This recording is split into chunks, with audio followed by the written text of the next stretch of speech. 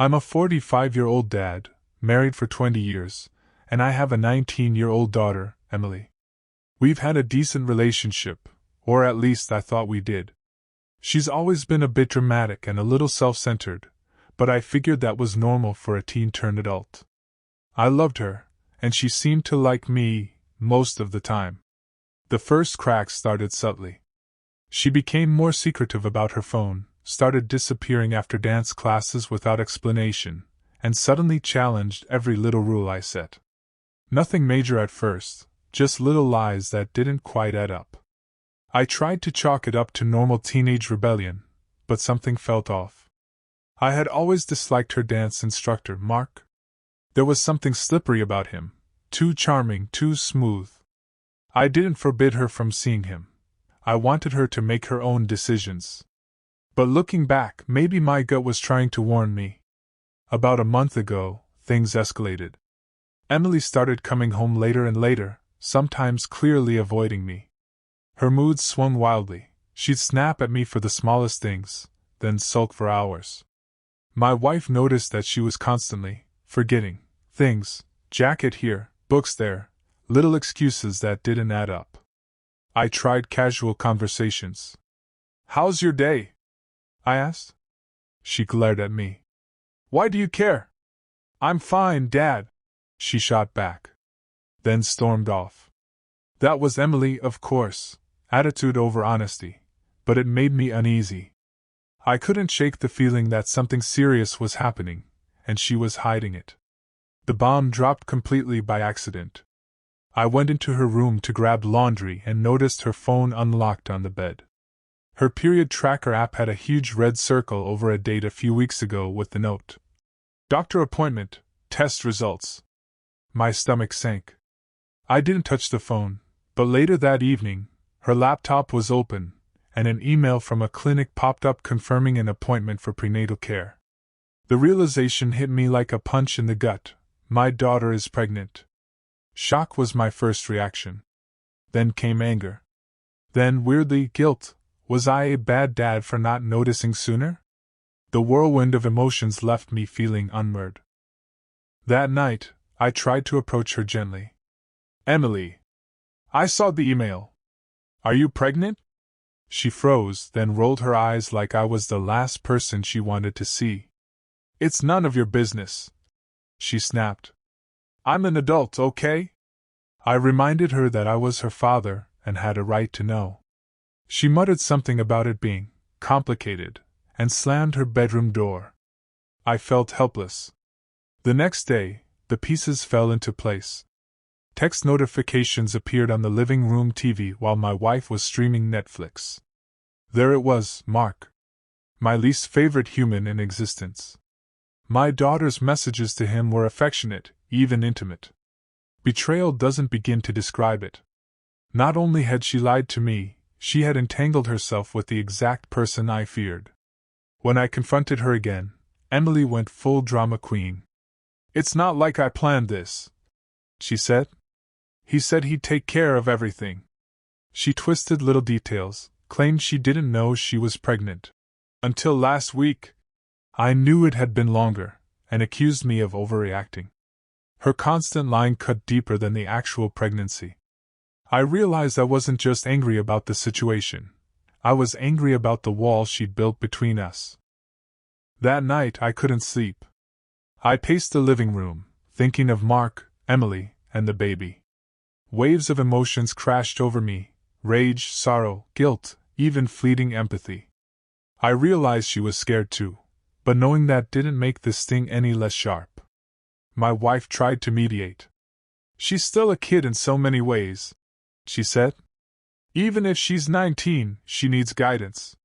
I understood that logically, but emotionally, I wanted to scream at Emily, maybe even Mark. My heart was heavy, and I felt powerless. Emily's attitude got worse.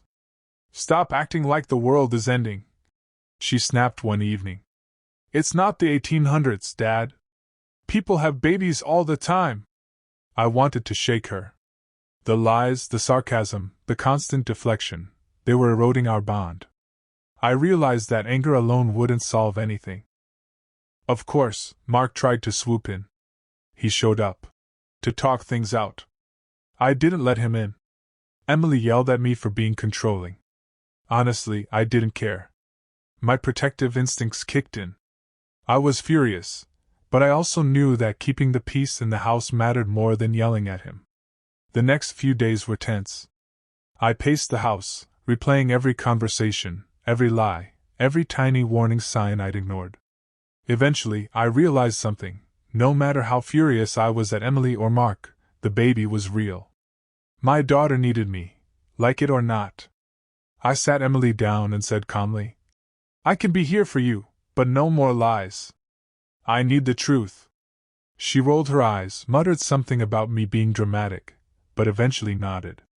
It wasn't perfect, but it was a start. Suddenly, the house felt different. The tension was thick enough you could almost touch it.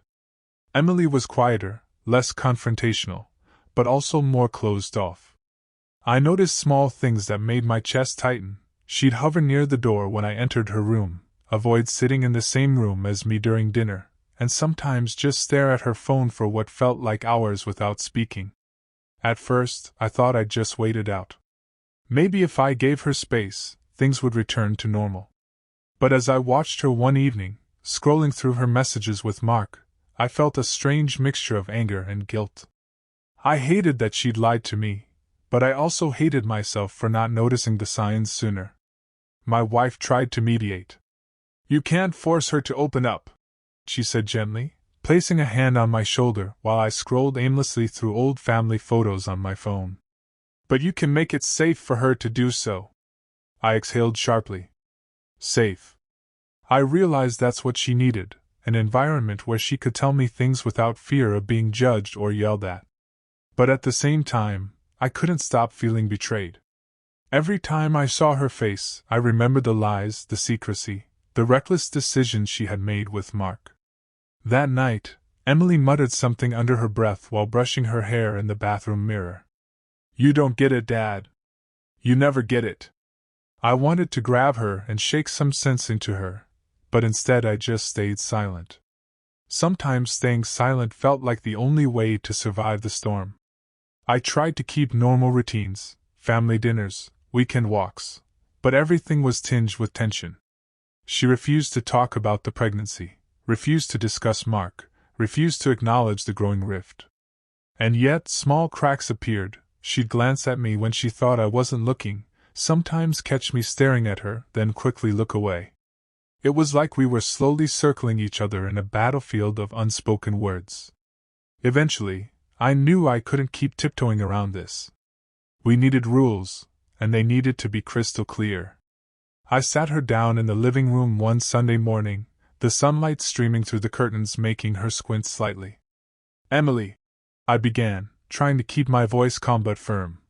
"We need boundaries. Mark is not allowed unsupervised here.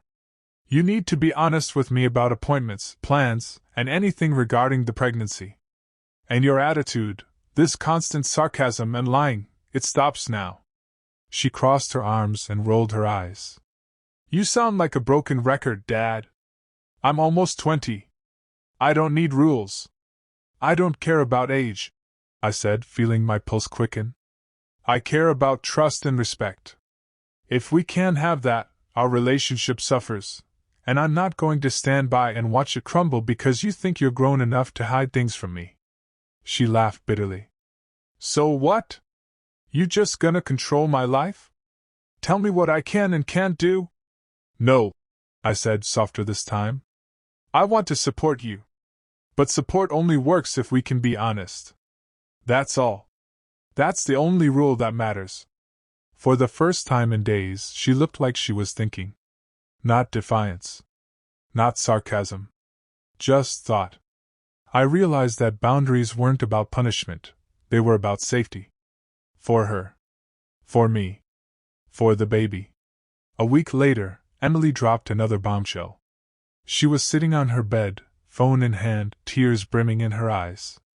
"Dad, I'm not sure if I want to keep the baby," she admitted quietly. I froze. My chest tightened, my throat constricted. I wanted to react.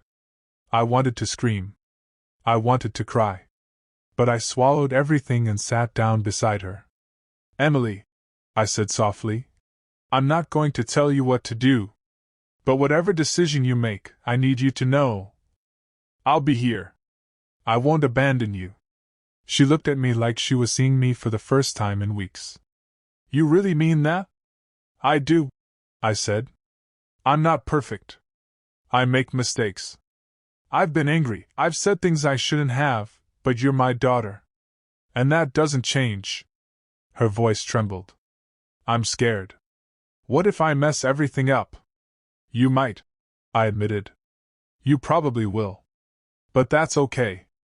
Nobody gets it right the first time. Or the second. Or the third. But you'll survive it. And I'll survive with you. It was a turning point. Something in her shifted.